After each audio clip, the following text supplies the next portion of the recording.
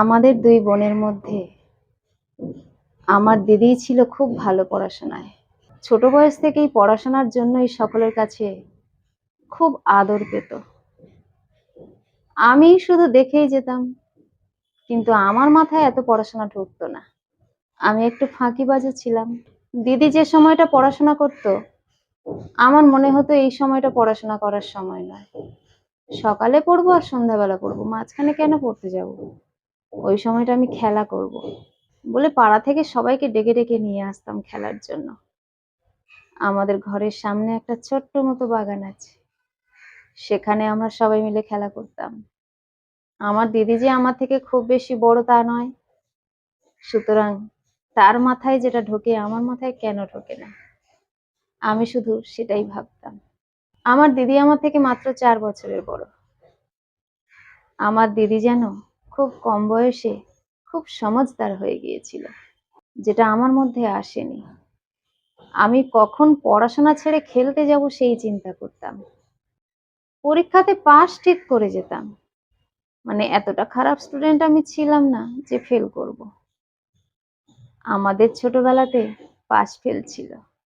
তারপর দেখতে দেখতে আমার দিদি মাধ্যমিকের গণ্ডি পেরোলো, উচ্চ মাধ্যমিকের গণ্ডি পেরোলো, তারপরে নিজের লক্ষ্যে পৌঁছে গেল। গ্র্যাজুয়েশন কমপ্লিট করার পর চাকরির পরীক্ষায় বসতে এক চান্সেই চাকরি পেয়ে গেল। আমি তখন সবেমাত্র উচ্চ মাধ্যমিক পাশ করেছি। আমার বাবা আমাকে বলেছিল একদিন, দেখেছিস মা, তোর দিদি সেই ছোট বয়স থেকে পড়াশোনাটা কি জিনিস বুঝেছিল বলেই আজকে তোর দিদির পিছন ফিরে তাকাতে হলো না।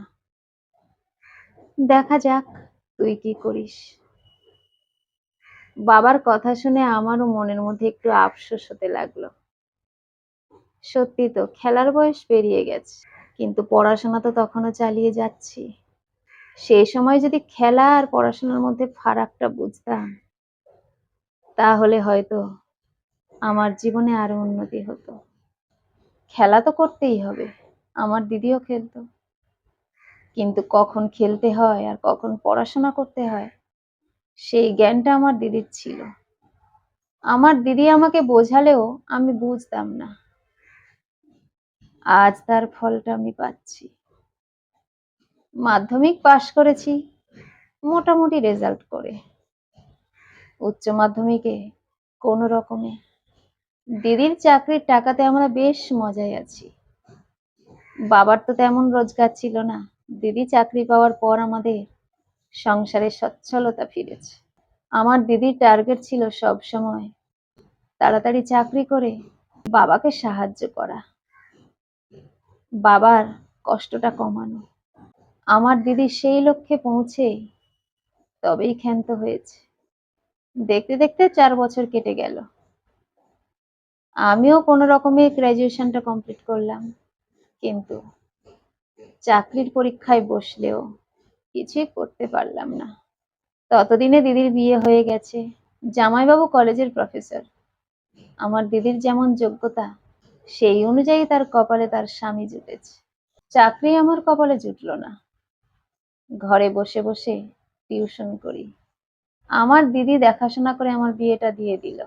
দিদি, জামাইবাবু সবাই চেষ্টা করেছিল একটা সরকারি পাত্র জোটানোর, কিন্তু ওই যে বলে, কপালে নাইকো ঘি, ঠক ঠকালে হবে কি। আমার কপালে সরকারি চাকরি পাত্র জোটেনি। কোম্পানিতে কাজ করে আমার স্বামী, মোটামুটি মধ্যবিত্ত ফ্যামিলি, চলে যাচ্ছে।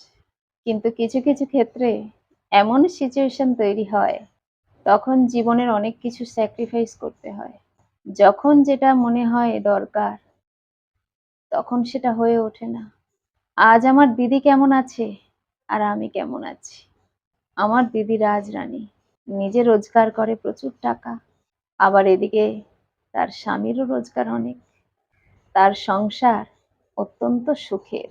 তার সংসারে এমন কিছু হয় না যে দিদির যেটা মনে হলো কিনবো, কোনো এক কারণে সেটা বন্ধ রাখতে হলো, মানে স্যাক্রিফাইস। দিদি ছোটবেলায় সেটা অনেক করেছে, তার জন্য সেই মূল্যটা দিদি এখন পাচ্ছে। এখন আর তাকে সেই স্যাক্রিফাইস করতে হয় না। আমি ছোটবেলাতে নিজের ইচ্ছে মতো খেলাধুলো করেছি। দিদির বকা সত্ত্বেও কখনো দিদির কথা শুনিনি। মা-বাবা যখন শাসন করেছে তখন ওইটুকুনি সময় শুধু ভয় পেয়েছি। কিন্তু তারপর বাবা-মা যখন কাজে ব্যস্ত থাকতো মাঠে ঘাটে, তখন পড়াশোনা না করে শুধুমাত্র খেলে বেড়িয়েছি। আজ মনে হয় যদি দিদির পথ অনুসরণ করে চলতে পারতাম, তাহলে আজ হয়তো আমাকেও পিছন ফিরে তাকাতে হতো না। স্বামীর রোজগার না থাকুক, নিজে তো রোজগার করতে পারতাম। নিজের সংসার চালানোর ক্ষমতাটা তো হতো। সব সময় বড়দের পথ অনুসরণ করে চলা উচিত ছোটদের।